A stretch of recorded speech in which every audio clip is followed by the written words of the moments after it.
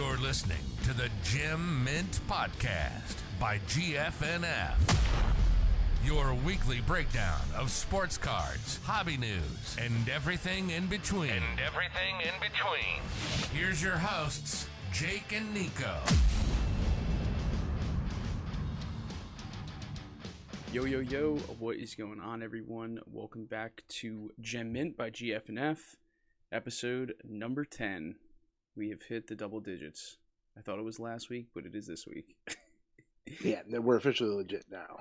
Yep, we can officially be critiqued on what we talk about, how it sounds, everything. So I think we've earned that criticism at this point.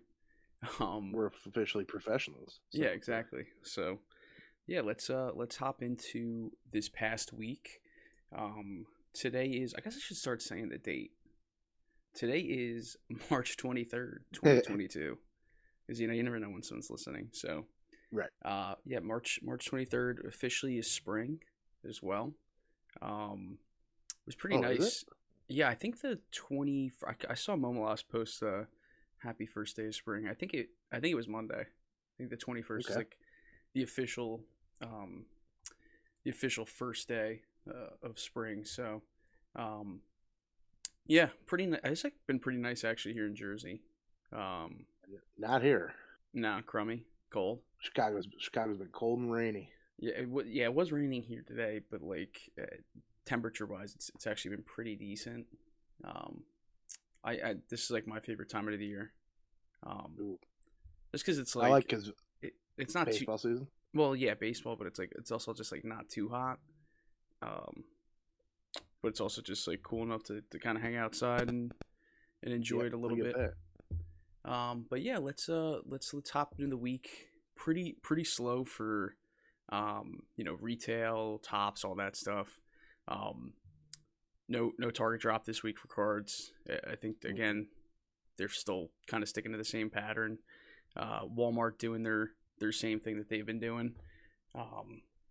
Again, just with nothing really like desirable on their drop. I mean, I know we both have not gone for anything, and it's got to be over a month now at this point on Walmart.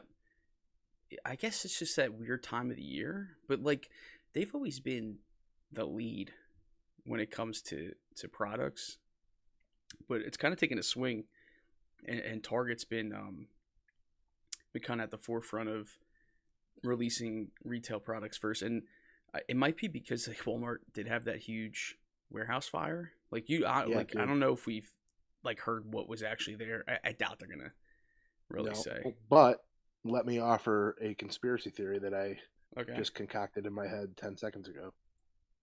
Walmart is unable to sell retail wax at their ridiculous prices, which is sometimes 20 to 30% higher at least than Target. So they set that fire so they could burn it all, claim the insurance, and get their full payment out of everything, including trash like Playbook and stuff like that. Well, you are a firefighter, so I think that's coming from your mouth. I think that's a reasonable assumption. Put it on. You don't do, not to go off topic, but I never really looked into this, but how, and you might not do this part of the whole process, but how do you figure out where it started, the fire? Oh, I don't know that. Yeah, there's fire investigators that basically look at like burn patterns and stuff like that. Yeah, I always wondered how that exactly flashpoints. Worked. Yeah, I guess. It's basically the fire burns hottest at its inception and stuff usually, and they can kind of just, I guess, tell based on the, I don't know, above my pay grade for sure. Yeah, I guess it's kind of like a reverse engineer type thing. Yeah, that always kind of interests me. I was always curious. I never just kind of spawned into my head. I never actually looked it up, but I think people that are in between wanting to be police and fire, that's like a perfect job because it's like a fire investigator. Yeah, it's like a half detective, half fire. I guess. I feel that. That makes sense. I don't know. Maybe in another life, I'll do that. Yeah. There you go. But yeah, so good conspiracy. I can get behind it. Start spreading it on Twitter. Yeah, start spreading that rumor. Tops, we have not yet seen Formula One Sapphire, but but we did get a Montgomery drop this week, so it's, I guess, safe to assume probably next week for Formula One. We saw Topps Chrome update Sapphire for Montgomery Club. If you want to kind of give a little breakdown on that product. Yeah, so every year Topps has update series, their paper product, which is basically rookies that get called up late in the year or players that have been traded. It used to be called Topps Traded, and that was an old set. They changed the name to Update, and they make a Chrome version of it, Topps Chrome Update, which is a Target exclusive product, and they have mega boxes that used to be $20. This year they were $50, and cellos, and they started adding hangers last year. And so last year they started to do Sapphire for it. Last year was the first year, and they did Montgomery Club for it, and they also dropped it on Target's website, which was shocking to everybody, at a price point of $150. This year is the same thing. They haven't dropped it on Target, at least not yet, but it was a Montgomery today for $150. We both looked at it, right, and decided that at $150, it's kind of right in the middle of bad roads. Like it's probably not going to flip for anything, and it's a really risky rip because the checklist is so huge. Well, we don't even have a checklist. If you go to the website, the 2021, it links you. If you click it, it links to the 2020 Topps Chrome update. So usually they follow, at least for the base set checklist. You can count on it being fairly close to Topps Chrome update, because Topps Chrome update, there's no inserts or anything. It's just, it's base cards and parallels. Yeah, but I saw people talking on Twitter if it followed the Chrome update checklist or the update series. I forget which. The one that was 100 cards. But I think someone did the math with the parallels and the allotment for Montgomery Club and came to the conclusion that it was the 330 card checklist. I mean, it's again, like the whole checklist thing, like coming after you buy it is just so stupid. Like it's either going to sell out or it's not going to sell out. And I think this is one that it'll eventually sell out, or they'll say it's sold out, and they'll funnel. Maybe that's how it works. Maybe they'll funnel more boxes to Target. People see Sapphire and will buy it. It's not a terrible rip. Like, no, it's probably better than Topps Chrome Sapphire from this year. Well, so it is, because basically it follows the same thing as Flagship, right? Like they make significantly more Series 1 and Series 2 than they do Update. And for Chrome Update, there's significantly less than Topps Chrome, because Topps Chrome is pulling from Series 1 and 2, and Chrome Update is only pulling from Update. So you'll have your rookies that are in Series 1, for you guys that are chasing Wander Franco, this coming year, 2022, it'll have his rookie debut in both Update and Chrome Update. So you're not getting true rookie cards. With that checklist, though, dude, like, even if they put every rookie in there and every rookie opportunity for an auto, it's like Kalenic is obviously who you're chasing. I mean, maybe Jonathan India. That's such a small market team. Yeah, I mean, it's a personal product. 32 cards, right? Yeah, 32 cards in a Sapphire box, one auto, one parallel. So your chances off a 300 card checklist, having your parallel be the one or two guys out of 300 that you're looking for, and your auto being probably one of close to 75 to 100. It's not great odds. If you do pull one of those, though, it is worth some serious cash. But again, not something I'd dump a lot of bank into. Yeah, I agree. I think we're on the same page there. One thing on the Topps front, I actually just sent it to you. So the Bowman 2022 Bowman First Edition has shipped. People have boxes, and someone opened theirs.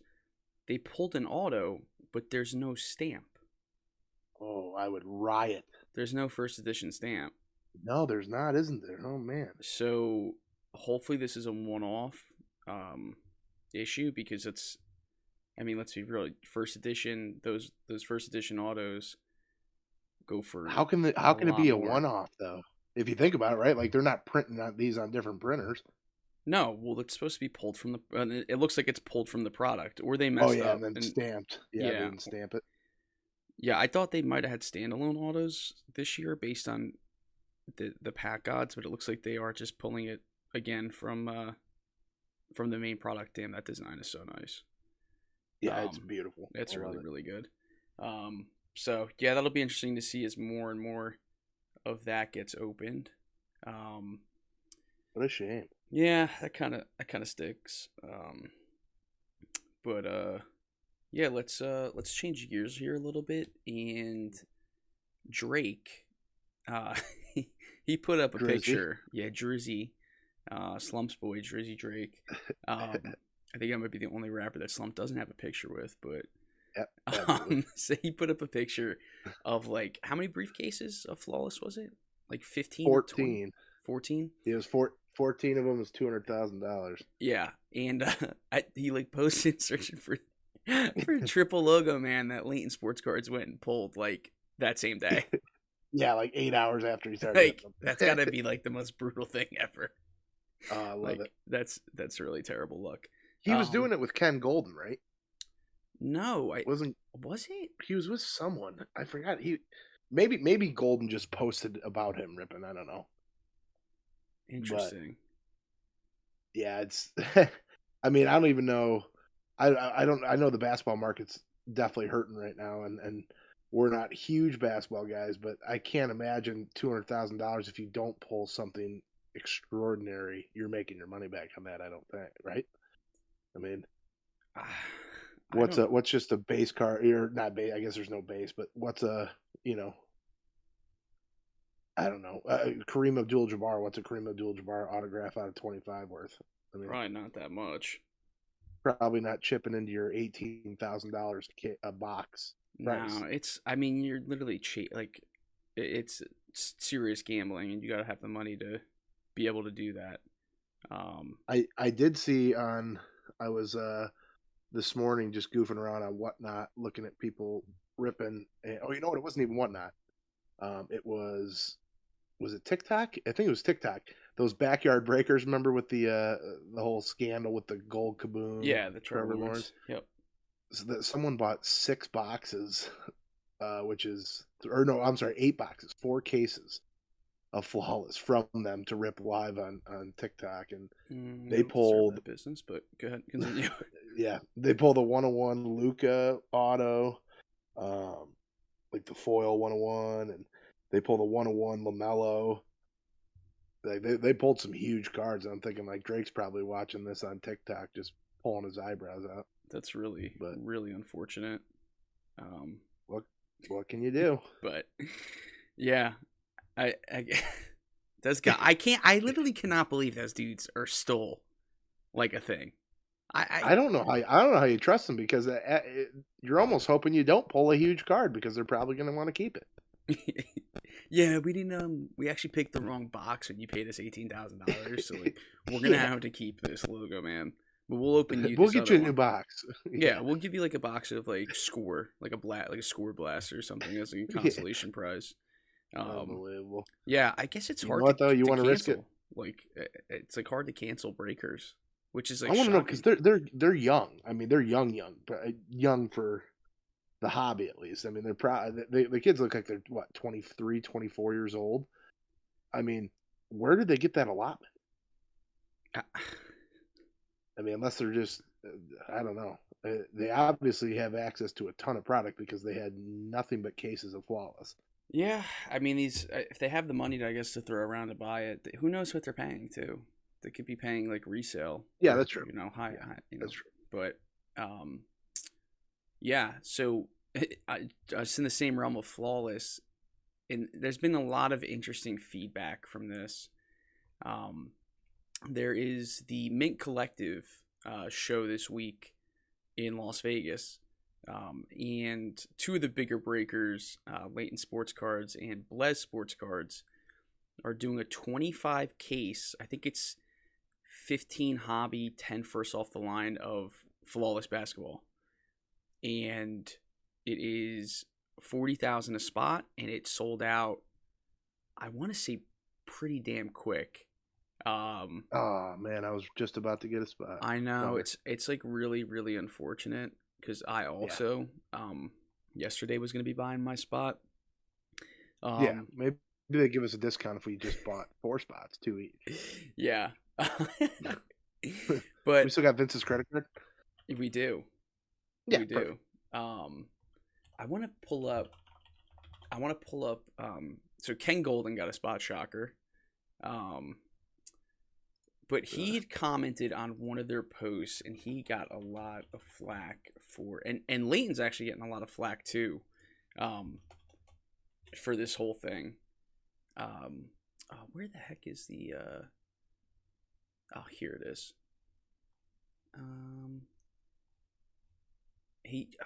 Where is this picture of Ken Goldin's freaking tweet? More or less, it was like pretty much, I'm happy to like buy a spot. I know. Oh, here it is. Here it goes. He said, "I'm in. I know it's not for everyone and not something everyone can afford but to me, this is giving back to the hobby for unbelievable excitement and entertainment. And who knows, maybe I'll get lucky." And people are like, "Fuck this guy." Yeah, that's a little raw. Like, this guy's a douche. And I don't like Ken. I just get a weird vibe from him. Yeah, he does give off a weird vibe. And I guess Leighton is just getting flack just for, I guess, doing this too. Like, I don't know how much money. I guess it's what, 3.2 million, right? Is something like it. Yeah. Is the am I doing the right math there? Yeah, 20. Well, I think a case is about 35 grand. So they're making 5,000. Well, they're not paying 18,000 a box. There's no way. Wait, no, I'm sorry. There's 4 boxes in a case, right? No, it's 2. It's 2 briefcases. Yep. Yeah, Flawless is 2. You might be thinking of Immaculate or National Treasures. Oh yeah, right. Yeah, it's 2. So I guess let me see. I actually have my calculator up. Let's, like, for sake of argument, there's what, 30 NBA teams, right? Yeah. Yep. So see, is that bad that I don't like know that off the top of my head? Well, it's basketball, so that's true. Okay, so it's 1.2 million. I don't know why I was getting 3.2. Yeah, 4 times 3 is 12. So 1.2 million total. They're bringing in. You gotta imagine. Like, let's go to the high here and say that they paid 15,000 a box. I think that's like, that might be. That's probably close to what, 750K or something. Yeah. So 15,000. So 30. So 30,000 per case, and there's 25, right? So yeah, you got 25 times 30,000. So 750. So it is about a $500,000 profit. Shout out Mrs. Smith's 4th grade math class. So I think that's why people are giving Leighton so much crap. I know Blez is like, they're pretty like out there, and they're kind of like backyard breakers, just like not scummy. Like, they're not gonna like take your hits or anything. Right. But they might. But like, at the same time, like, Leighton, they're like so big now. Like, on all fronts. Like, I don't know if you keep up with like what they do, but like, they have a dedicated page for like TCG breaks and personals. Yeah, like, they're big time. Yeah, insane amount of different avenues to break with them. So they've been known to do. I mean, they do the 300 box Super Bowl mixer. Like, that's ridiculous. I guess 40,000 a spot though is just like, is like really crazy. Like, I mean, obviously we get it. Like, they're not running this at break even. They're a company. Yeah. But one thing that always stuck with me, one of my friends and one of our future guests here on the show, Ryan Holland, who owns Real Breaks, one of the bigger breakers too. He told me that they actually prefer when prices of wax and stuff like that is down, because they can fill more breaks. There's a lot more people buying into breaks when the spots are $150 a piece, as opposed to 350 or 400. Yeah, and they can load up on older product too for the future. Like, it's tough to source some of this stuff. I think it took 2017, 2018 football. Like, it's just tough to get that stuff now without paying an arm and a leg. But it's really interesting. I've broken with late in a couple times. Nothing like too crazy. But I can understand why people are always gonna hate, I guess, regardless of what anyone does. Like, someone's always gonna be pissed off or have to like voice their opinion on Twitter. No, that doesn't sound like social media. Oh, dude, not to go off topic. Ronnie and I were tweeting back and forth before, and I tweeted a picture of my red cards, and some like random account replied in like at Target, like they weren't gonna do anything. So snitch. Yeah, some like 10 follower account is trying to get Target on my ass, I guess. I don't know. Your picture's probably up in Target. Both of our pictures are probably up in Target. I know at least one of my local ones it is. So, but that's a different story. Yeah, that's. I don't know if that's because of cards or because of you carrying out cartfuls of PS5s, but that's beside the point. Yeah.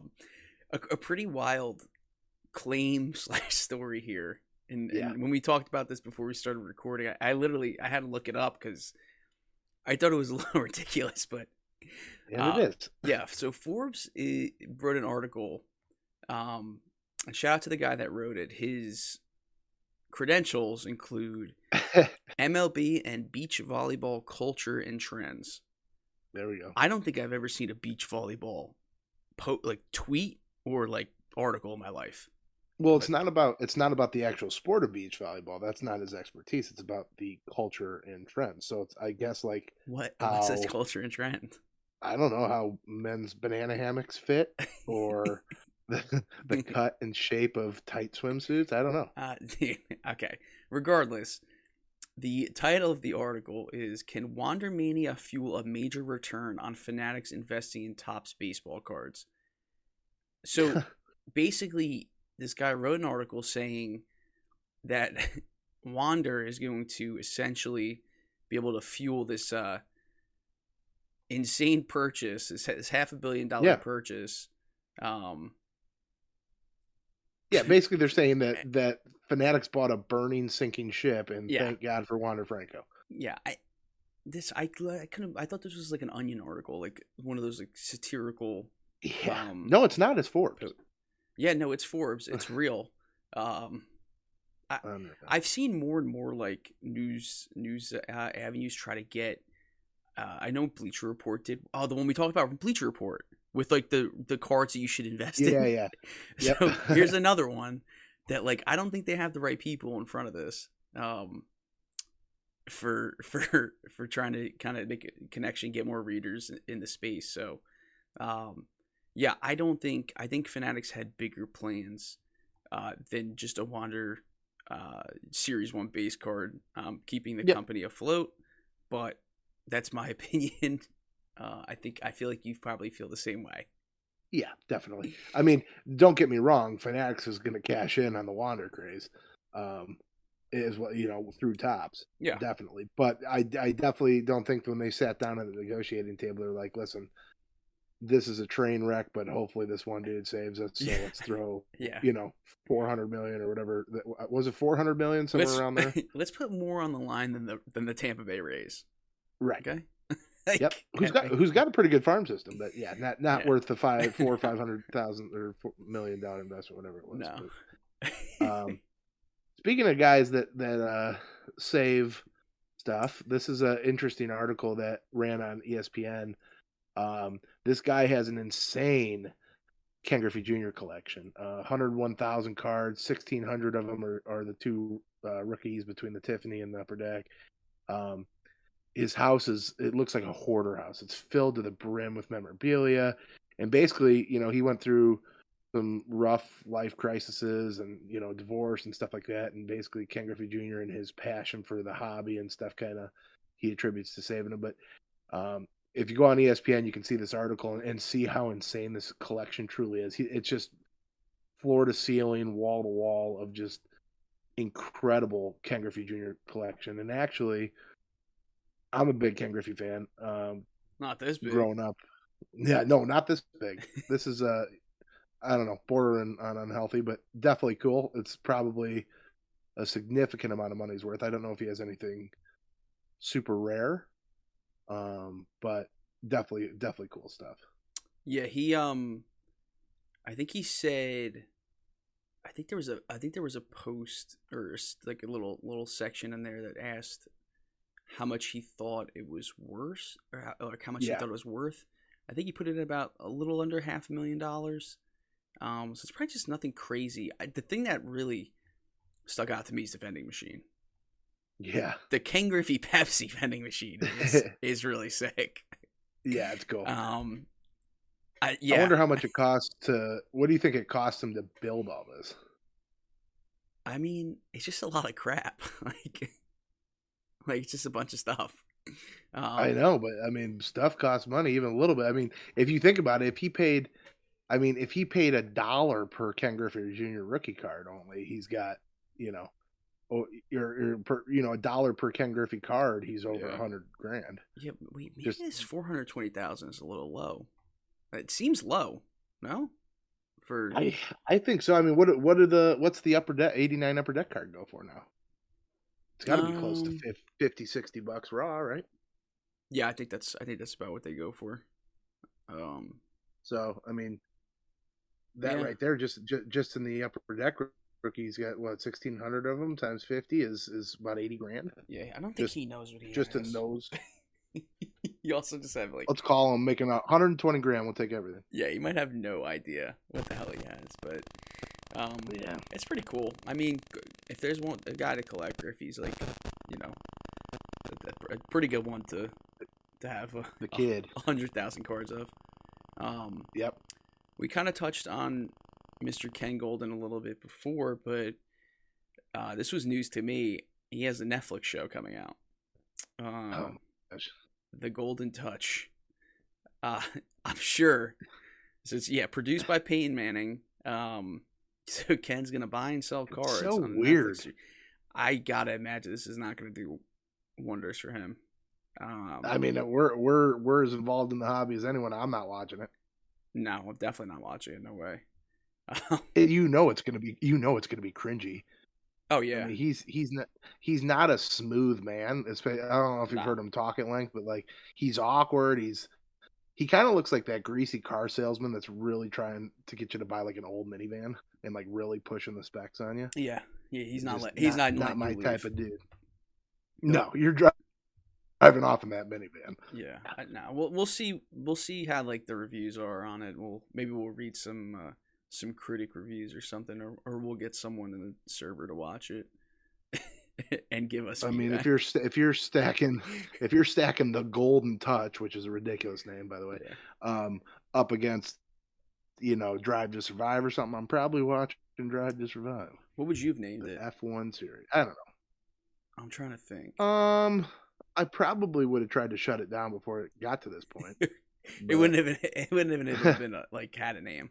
Yeah, I just would have. Yeah. Yeah, I mean, the Golden Touch seems a little, I don't know. The Golden weird. One Touch. The Golden. Ken's cards with a K. Oh, I like Z, that. So you can get in touch with the younger audience. Oh my god. Yeah, let's move on. Peyton Manning. I mean, what is? Yeah, Peyton Manning. Apparently thought it was a good idea. That's another cool thing. Card vault. Peyton Manning was the selling point, I guess. Yeah, I don't know. Continue. Yeah. The cool thing, Card Vault, which is they have a card shop inside of Gillette Stadium where the Patriots play their home games in Boston. They're expanding locations. It's super cool. If you guys haven't seen it before, go on the website, go look up Card Vault. Look at their setup they have inside of Gillette Stadium. It's amazing. They have so many huge cards in there, and setup, it's brand new. It looks really cool. But apparently they're expanding locations into all across the state and setting up in casinos and stuff. So they're expanding their brand, and pretty cool to see because they do a very good job of marketing themselves and seem like really cool dudes. But have you seen the inside of the location that's inside Gillette? I've seen the Gillette one. Have they put any renderings or anything up of like what's not yet, but I guess it'll look similar. To me it's interesting. I mean, unless people are, if they're catering obviously to the high rollers and stuff that are going to these casinos, I would think, right? I mean, the times I've been in a casino, and I've been known to dabble in the casino realm. I'm not looking for sports cards probably when I'm there, but definitely something cool to see. I mean, over here, like, they love having card shows at casinos. Like, legitimately, the three big ones, the Philly show, well, there's two Philly shows, both of which are at a casino. And then, obviously, the National this year is in Atlantic City, which is just surrounded by casinos. So, I don't know, maybe that relationship's there. You got the show in Vegas this weekend. Maybe it's a little bit closer than we are giving it credit. You know, I think maybe they're just trying to close that gap a little bit more. I don't know, but like I agree. Like I would have to be going to like a card show to want to go buy a slab or something from a card store in the casino. But yeah, there must be some unknown analytics that links probably card hobbyists to degenerative gambling. We wouldn't know anything roulette. about You could bring your singles. You just put your raw singles on roulette. I like it. Put your or just slabs. Yeah, I'll tell you what. Well, I saw a cool thing, which I kind of wanted to host at the last national, but we couldn't get enough people involved. But I've seen people play They call it cards for cards, and they'll basically everyone starts with a similar value slab, and they put it in the middle, and it's six-handed, Texas Hold'em poker, and whoever wins, the round of six gets to keep all the slabs. And that sounds pretty aggressive. Pretty cool. Yeah, let's host one of those at the national. It's just gambling, It's just we've dabbled. Some steak or something. No one's ever been hurt by gambling. No, never. Definitely not. Yeah. So moving on here. A 75 tops complete set, all PSA graded. So about half nines, half tens. An insane 658 cards. Sold for 600,000. Yeah. So I mean, 75. You're bordering, and it just. For those of you listening that read comments on Facebook and stuff about we're in the new junk wax era, this just proves that it's nowhere close to it. I mean, the 1975 top set was 760 cards, right? 760 cards, and they made millions and millions of copies, which means there is, 760 million cards of each one of those out there in circulation or in a box still, but the amount they printed, we're nowhere close to it. I mean, we're probably at about 20% of it. They're definitely increasing production, but it's amazing to me that this set is very close to the border of the end of vintage and beginning of junk wax era. And probably not terribly difficult to complete this set, but getting nines and tens would be. But the fact that it sold for $600K on the border of the junk wax era, that's truly incredible. Yeah, I guess like the grades is really what you're looking at here. I'm just going. I mean, that oldest set's probably pretty hard. Yeah. I mean, I'm looking at some 8 PSA 8 prices, and I guess and you're also paying for the convenience of everything being graded already. I don't know. Someone must have really, really wanted this. I guess to pay 600,000, but. I mean, definitely color. The 75 set's super colorful. That was the wonky dual color cards and stuff like that. And those are definitely harder to grade with, white corners and white edges show up a lot easier. So getting all nines and tens is tough. Yeah, I don't think you're grading too much this day and age. Not at $50 a pop. Yeah, definitely not at $50 a pop. So, some other side. We kind of talked about this a few times with some of the shows and stuff with people stealing and selling, trying to sell fakes and stuff. But there was an article to Sports Collectors Digest had with an FBI agent who stated that forgery and fraud in sports is at an all-time high and rising. And I think we've just seen that. I think it's been more apparent on like social media and stuff.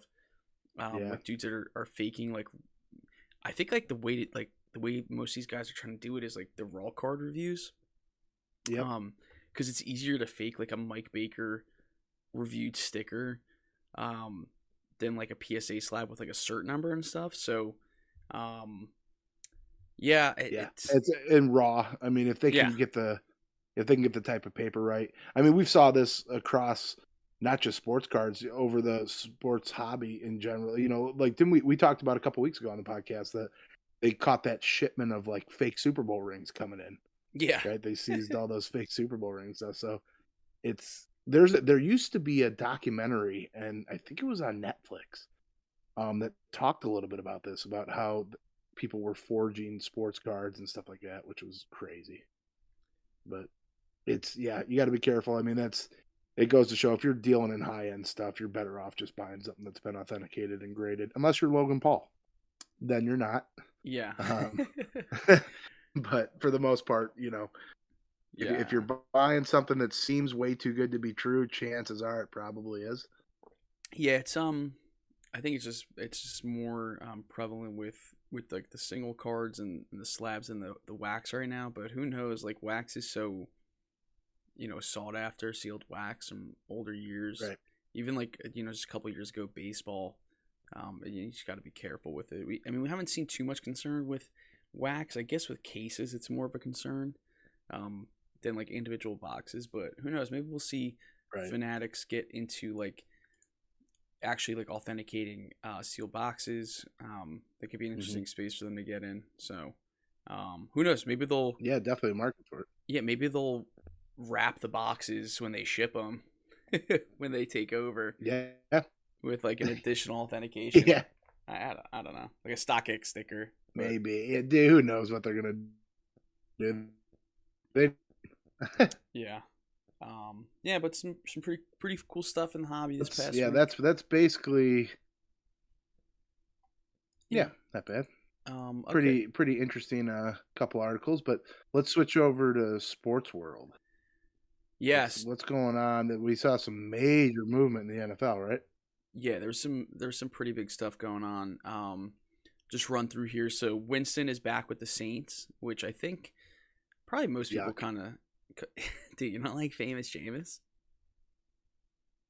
I don't. Not even a little bit. Although I don't like what's their other guy, the Mormon, Taysom Hill. Yeah. Yes. Yep. Taysom Pass Hill. Yeah. And pass on this next one too. Yeah. So Marcus Mariota is with the Falcons, 2 years, $18 million, and Matt Ryan to the Colts. How do you feel about Matt Ryan with the Colts? I mean, he's kind of like he's better than Wentz, no? Like, yeah, I mean, he's older. He's at the end of his career, so I do think that I don't mind that at all. I like Matt Ryan. What shocks me, Marcus Mariota. Where was he last year? The Raiders. Was he? Was he? I mean, he didn't step on the field. I don't think. I thought he was eating Doritos on the couch or something. He played a couple times, but like he didn't start or anything. But I think they did bring him in here and there for some design plays. Is he their starter right now? I guess he's the Falcons starter. Yeah, they plan on starting him. Yeah.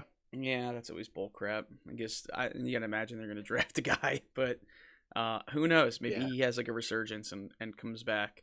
He was pretty electric in college, but I think the big one, or at least one of the big ones, was Desean Watson to the Browns.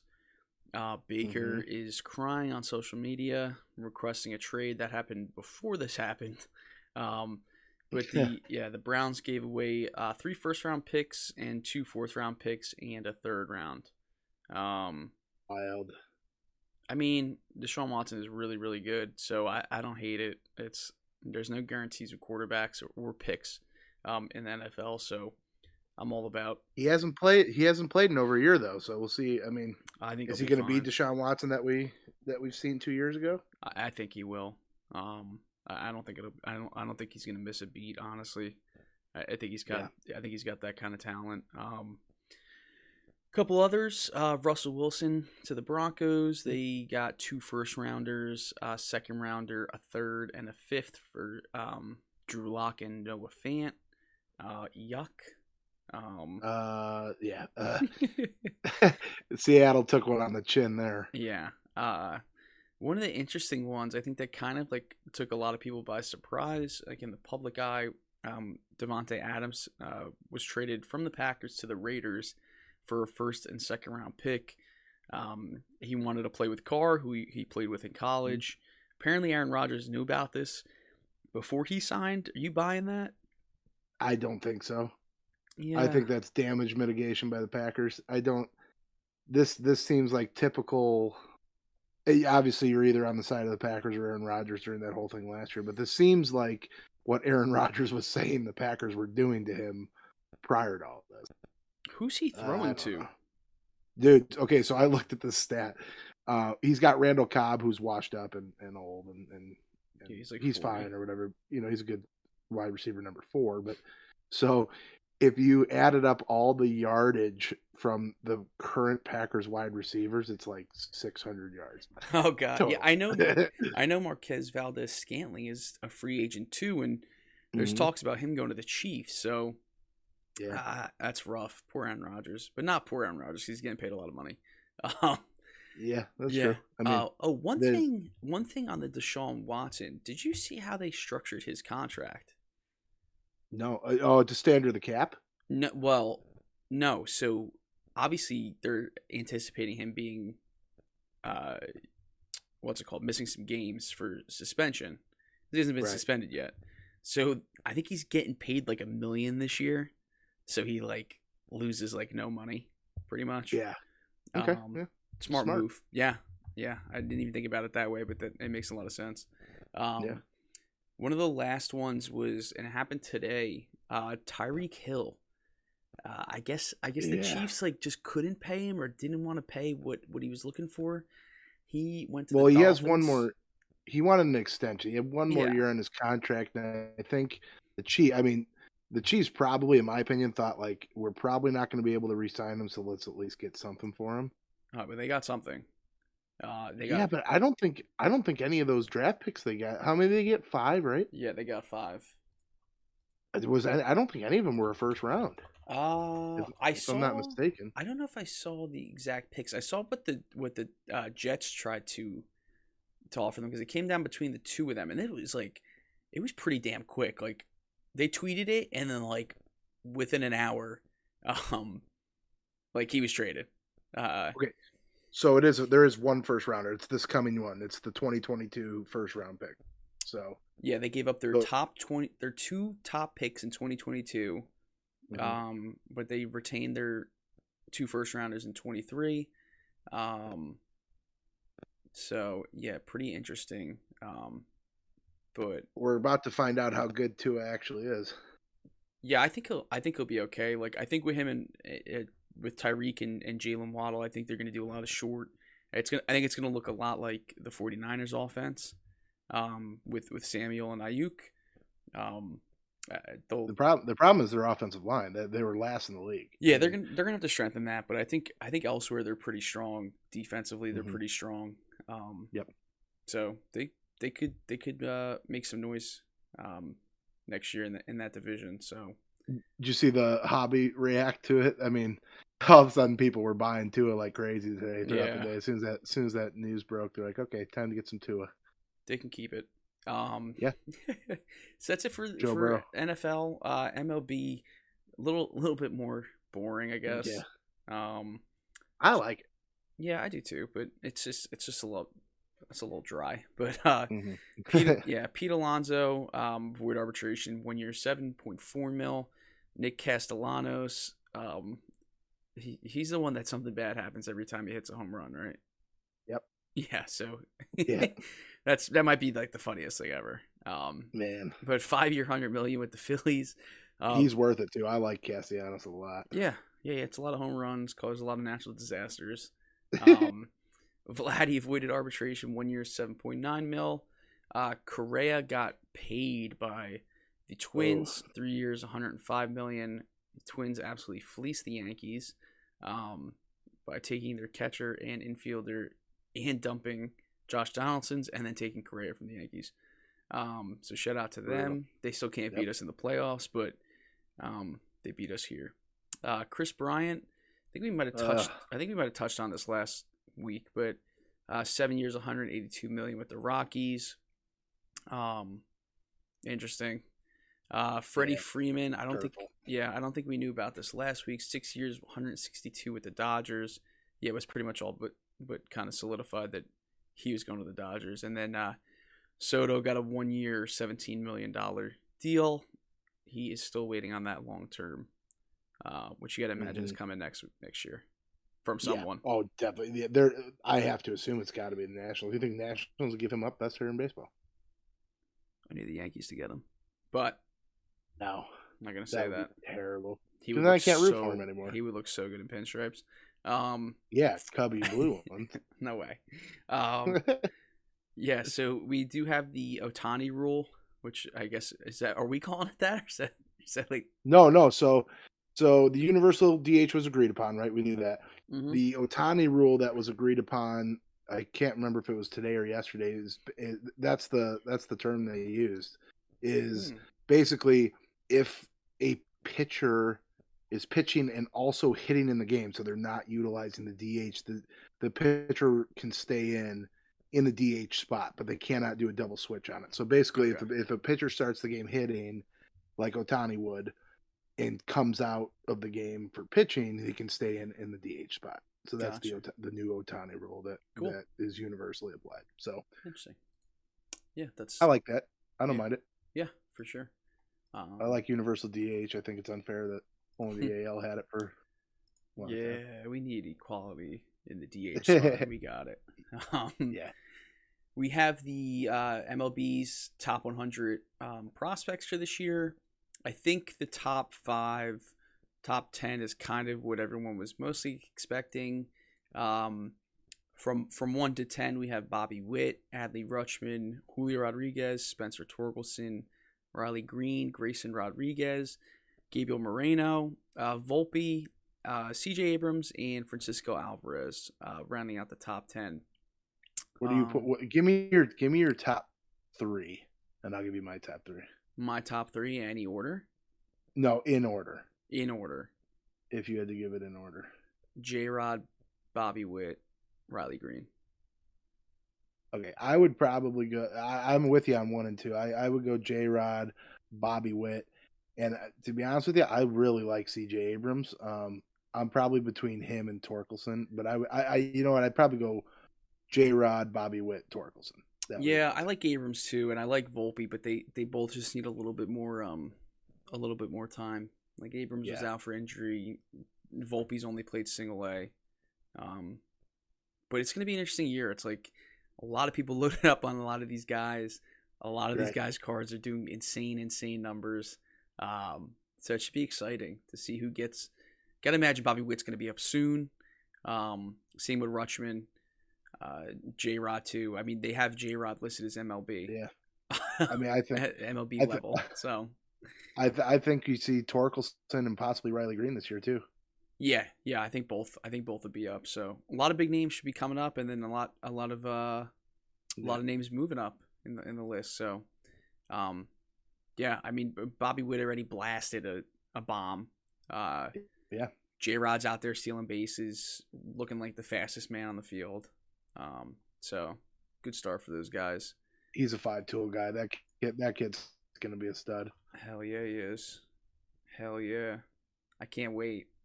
Yeah, you got a little bit of investment in J-Rod yourself. I've moved a lot, but I'm still absolutely gonna be a massive fan of his. Just because I think he's an excellent player and like a great kid. So. Regardless, I got his signed jersey framed and a couple more cards still, so I'm looking forward to watching him for a while. You want to touch on this next segment here, March Madness? Yeah, it's just there's a lot of weird upsets. We won't get into who picked what and let's stuff, I forgot we did a GFNF bracket challenge. So let's find your bracket on it. Hold on, I gotta scroll a couple pages. Go to page 13. Is it and, about third from the bottom is who'd you pick to win? Your boy Kentucky, right? Your boy picked Kentucky, right? And they went out first round, which is just freaking typical. Oh, you're not that bad. You're only in 121st. Yeah, I mean, how many people are in it though? You're on page 3 of 8, so it's not that bad. Okay. Well, I made some moves. I did pick some upsets that happened, and I definitely picked Kentucky to win, and they lost. So I did pick Baylor going down. which is cool when that happened. Yeah. But and that to add insult to injury, after Kentucky, who I picked to win the whole thing, I shouldn't have bragged. I was taunting some of the people in the GFNF that I was going to win the thing, and that's just typical. Some of the people, including myself. Yeah, I got smited. It's simple as that. It was an inside job. But anyway, on top of that, my Illini took one on the chin in the second round, like they always do, because they can't win, and no matter how good their team is. Yeah, I really like Houston. I actually have them I have them in the Final Four. Yeah, Houston's losing the next game. No, so okay, just for context, I'm number 3 in the GFNF bracket challenge with Duke winning. My South is perfect. My West, your South bracket is perfect. It's still perfect. Well, yeah. Yep, my South bracket's still perfect. So I picked Zona, Houston, Michigan, and Villanova in the Sweet 16. My West actually is also perfect. So my top half of the bracket is still alive. My bottom, though, I did lose Kentucky in my Final Four, and I lost Wisconsin. So, yeah. So I had Wisconsin. Let's see. I'm pulling mine up right. Okay. So I have Houston. I picked correctly, except for in the South I have Nova, Arizona, and Houston. I had Tennessee over Michigan. I had Michigan win in the first round. Kansas is right. I had Iowa going all the way past, but so I'm missing Providence there. I have Wisconsin there, which not, and then I have Auburn. So I had 2 of the 4 there. Do I have any perfect? North Carolina, UCLA. Yeah, oh man, I didn't know I had any perfect till I just pulled it up and looked at it in this view. But who's Duke playing? Oh wait, I did miss. Excuse me, I missed 2. I missed one in the West and one in the South. I have the Sweet 16 perfect. I missed Seton Hall. I had them winning, and I had. Wait, you have the whole Sweet 16 perfect? No, for the South and the Oh, gotcha. For the South and the West. It's an inside job. You cheated. Let's just call it that. Yep, we'll call it what it is. But we'll see. We'll see. I still think Duke wins, but I'm taking my ball and going home. I'm pouting. Yeah, yeah. Oh Jesus. On the Formula One front, so we had the Bahrain Grand Prix. Charles Leclerc won, pretty handedly, but I know it was the most watched F1 race, so far, like ever. Yeah, that's cool. Or maybe the most watched debut. I don't know. I gotta imagine it was the most watched ever with the new fandom over here. So did you watch the race? Just the highlights. I didn't watch it live. Yeah, so dude, it was honestly pretty crazy. Like, it was pretty much between Charles and Max, the entire race. But at the end, well, there was 2 pretty crazy parts. So a couple times between Max and Charles, Charles kind of played some head games, let Max pass him so he can run DRS and pass him back. It was pretty crazy. It was really smart driving. And then just at the end, literally the last 2 laps, Verstappen's car died, and then Checo Perez's car died. So, oh no, yeah. So both Red Bull cars went from P2, P3 to DNF. So they didn't even finish the race. Their cars legitimately just died. So. Red Bull was, they were out. Ferrari was able to go 1-2, and then Hamilton was able to grab the last podium spot there. So it looks like a pretty sick year coming up. Looking forward to the next one, and then they are supposed to announce a Las Vegas race for November 2023. So that should be pretty cool. Let's put it on the books. Let's do a podcast episode live from that race. Right from the race, so you can't hear shit when the car's driving by. well, I assume that we just get a super fancy box or something where it's nice and I don't know. yeah, that's gonna be pretty. Again, we have Vince's credit card, so we're good. So one other thing, UFC. So we got the new UFC Prism coming out. The first off the line dropped. I think it was last week or 2 weeks ago. We got the Prism coming up next week, regular hobby. Paddy the Batty. So he fought in London, and it's this this London fighter that he's kind of Conor McGregor-esque in a way. Yeah. He's just fun. He's just a funny guy, and he just beats the shit out of people. So yeah, he's got a funny accent. He's funny. Yeah. He's very marketable. talkative. He riles people up. Yeah, I think that's what they're doing, right? The UFC's kind of drawing out their new counter. Yep. So it'd be interesting to see him. How he's got a rookie card in this, so he's gonna be one of the big chases. Yep. And his name's kind of cool, Paddy the Batty. Like Paddy the Batty. that's kind of badass. Yep, I like it. Yeah, so that's pretty much it for sports this week. Couple high rollers sales here. 2019-20 Topps Chrome Bundesliga Erling Haaland Red. So that's PSA 10 sold for $160,000. Crazy. He's at an interesting timing of the sale because he is set to transfer soon, and I think that's when most people are going to try to move a lot of his stuff. Yeah, most of these high dollar ones this week came out of the recently ended Goldin auctions. Yeah. But yeah, I mean that card 2019 Topps design is so amazing in my opinion. I loved it. Yep, it's a beauty. 2017 National Treasures Patty Mahomes RPA out of 99 BGS 9.5 $170,000. That might have taken a dip now. Tyreek's gone. Yeah, dude. Honestly, man, like I was so bullish on Mahomes long term, and Tom Brady made it look so easy, and it's just really hard to win in the NFL consistently. I still think he's gonna have a great career, but time will only you never tell know if people are making the right decision financially with that. They got Juju now, though. I mean, Juju could accidentally turn into the next kind of Tyreek for Pat Mahomes. You never know. Yeah, or he can make TikToks on the sideline with his brother. So him and his wife and his brother. Oh my gosh, if he starts doing that, Pat Mahomes, he's gonna have a heart attack. He's gonna make TikToks of him. It's gonna be brutal. Pat Mahomes playing on blood pressure medication. Yep. 96-97 Topps Chrome Kobe Bryant Refractor BGS 10, 192,000. I haven't seen that card. I don't know if it was greened at all or if it was pretty clean. Slightly, very slightly. Yeah. Still a pretty big card. Yeah, it's cool. 0304 Topps Chrome LeBron Black Refractor. Is that out of 100? Yes. PSA 10, about $250,000. Cool, $250,000. I don't think the Lakers are making the playoffs, or like they're like fringe, like if they're gonna make it. Yeah, and I'll just make a stance here. Don't want to lose any followers. We've been doing well with that, but Michael Jordan's the GOAT. Let's just call it what it is. Oh God.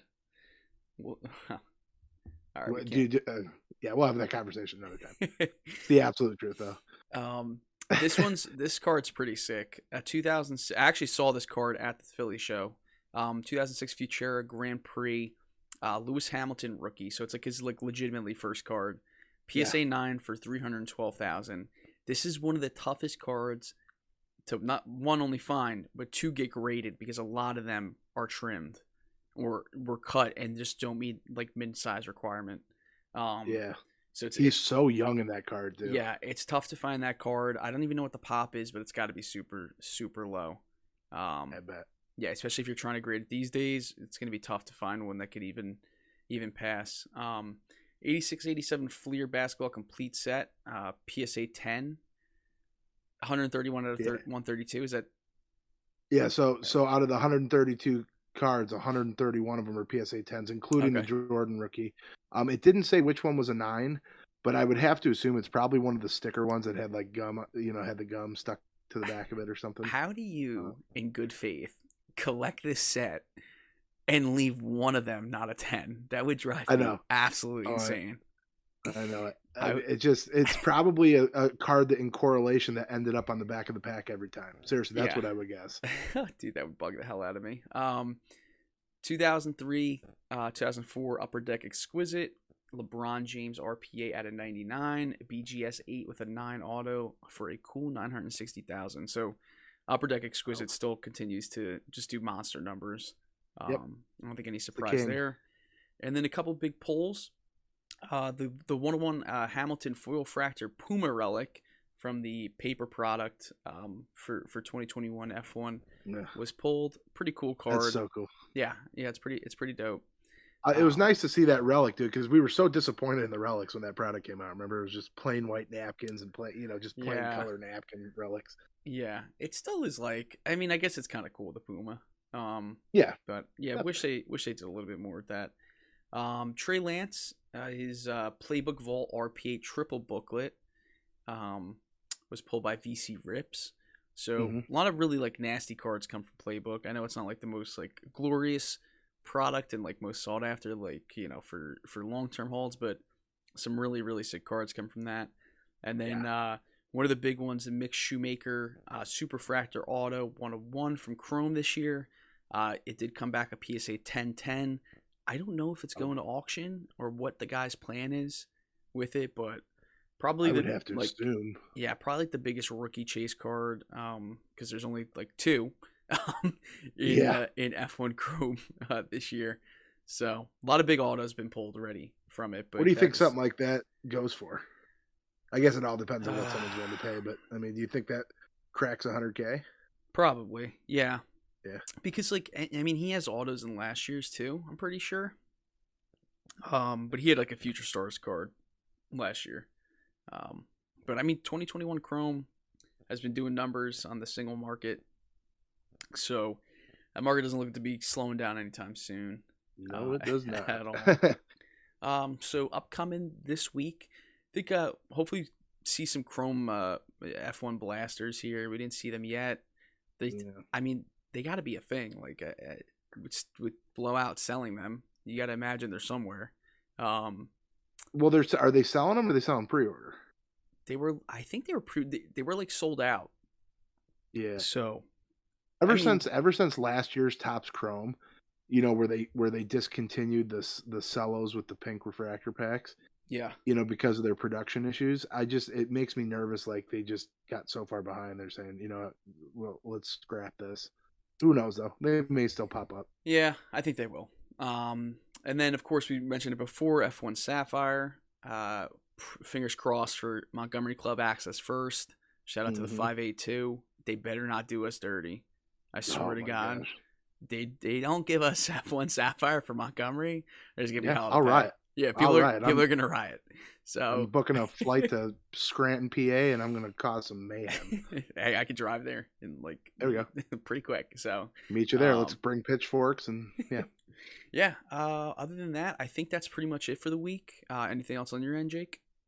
No, I think that's it. It's a pretty cool week in the hobby and in sports world. A little bit slow in the retail world, but next week should be pretty heavy for us. Yeah, so if you guys want to connect with us at GFNF on Twitter, it's at GFNF__. If you want to connect with me personally, at NaffyBoy13 on Twitter. And Jake, where can they find you? At Wrigley Elite SC. Awesome. So, yeah, guys, we will be back next week with another episode. Appreciate it. Take care, guys. Later, guys. Peace.